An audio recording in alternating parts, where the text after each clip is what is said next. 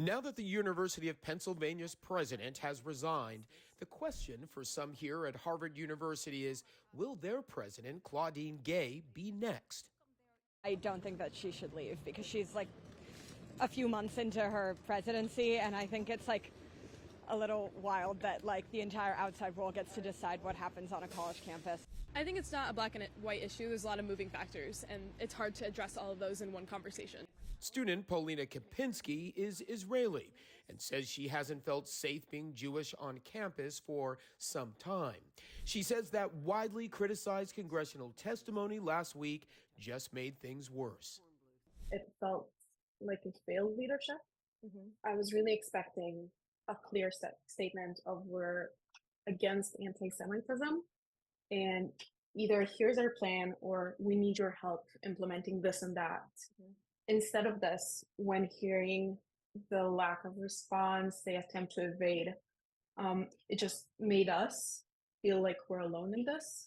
And I'm sure a lot of Muslim students have been feeling the same way. The presidents from Harvard, MIT, and the University of Pennsylvania all came under intense scrutiny after their disastrous congressional testimony where they failed to condemn calls for the genocide of Jews as it related to university policies against bullying and harassment. So the answer is yes, that calling for the genocide of Jews violates Harvard Code of Conduct, correct? Again, it depends on the context. Gay later apologized, telling the Harvard Crimson in an interview, quote, "Words matter, but the damage was done."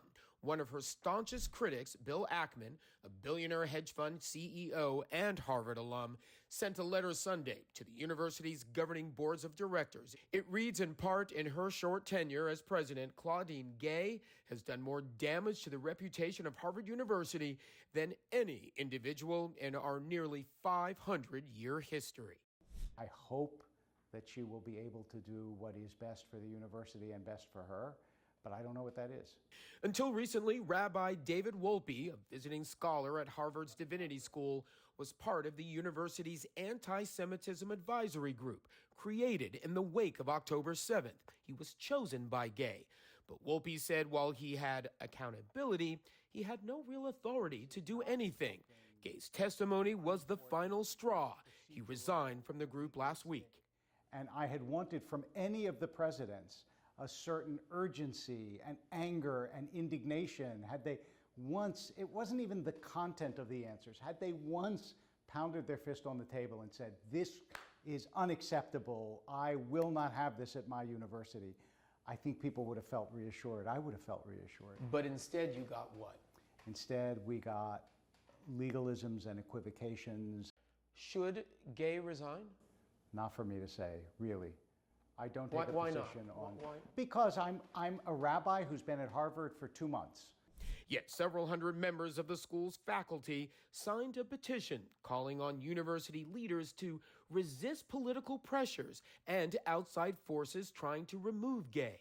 They united to say that we don't think it's appropriate for national politicians and major alumni to be dictating who should or shouldn't be in the leadership of the university.